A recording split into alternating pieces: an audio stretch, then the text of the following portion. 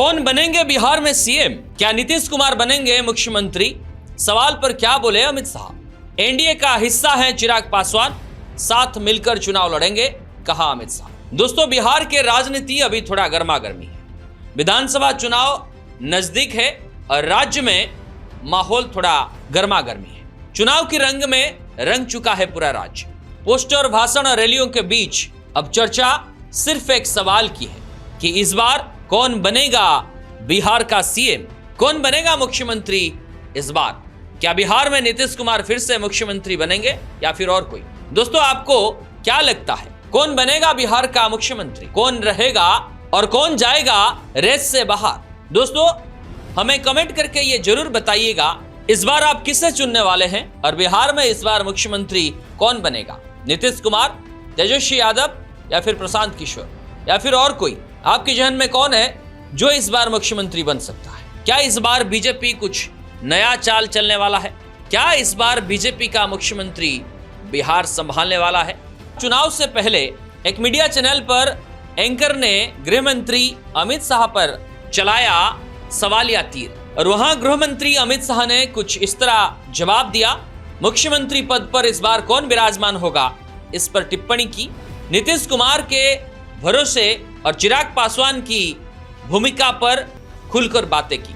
Anchor ने जब पूछा कि क्या आपकी भाजपा नीतीश कुमार को सीएम बनाएगी, क्या इस बार भी नीतीश कुमार ही मुख्यमंत्री बनेंगे, तो अमित शाह जवाब में ये बोलते हैं कि एनडीए गठबंधन की नीतीश कुमार के नेतृत्व में ही चुनाव लड़ रहा है, लेकिन मुख्यमंत्री कौन बनेगा इस पर सस्पेंस बनाए रखा। अमित शाह जवाब देते हुए ये बोले कि चुनाव के बाद जब बैठक में सब बैठेंगे, सभी दल, विधायक दल, सबके उपस्थिति में इसका निर्णय होगा।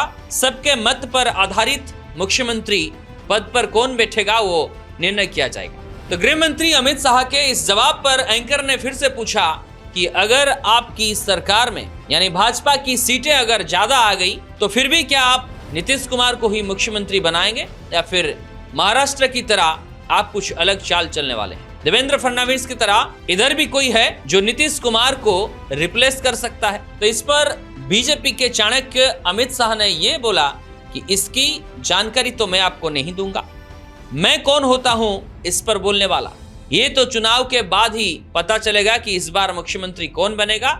हालांकि पिछली बार भी हमारे सीटें ज्यादा होने की बावजूद हमारे प्रधानमंत्री मोदी जी ने नीतीश कुमार को ही मुख्यमंत्री बनने के लिए प्रस्ताव दिया, जबकि नीतीश कुमार जी मना कर रहे थे कि इस बार मुख्यमंत्री हम नहीं बनेंगे। हमारे आदरणीय प्रधानमंत्री नरेंद्र मोदी जी ने नीतीश जी को मुख्यमंत्री बनाने की प्रस्ताव रखा। और साथ में अमित शाह ये भी बोले कि बिहार में नीतीश जी के भरोसे पर बीजेपी चुनाव लड़ रही है, उनके नेतृत्व में भाजपा सरकार करेगी, एनडीए का सरकार होगा और मुख्यमंत्री कौन बनेगा ये समय ही बताएगा। तो इस बात पर आप ये अंदाजा लगा सकते हैं कि इस बार भी नीतीश कुमार ही मुख्यमंत्री बन सकते हैं, क्योंकि बीजेपी के गृह मंत्री अमित शाह ने यह स्पष्ट कर दिया है कि अभी भी नीतीश कुमार का रिप्लेसमेंट कोई बना नहीं है। और साथ में ये भी बोले कि केवल बीजेपी की भरोसा नहीं है, नीतीश कुमार जी पे बिहार के लोगों का भरोसा है, बिहार की जनता के भरोसे हम इस बार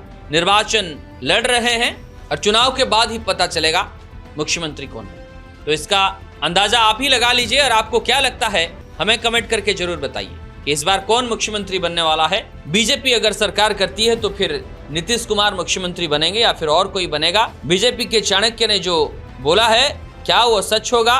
बाद में ही पता चलेगा कि कौन मुख्यमंत्री बनेगा, या फिर अभी से तय है नीतीश कुमार को खाली यूज किया जा रहा है। और इस डिबेट में एंकर से जब ये सवाल आया कि नीतीश जी पिछले 2 बार पलट चुके हैं, भाजपा के साथ छोड़ चुके हैं, तो पलटू राम इस बार भी पलट सकते हैं, ऐसा इशारा था उनका।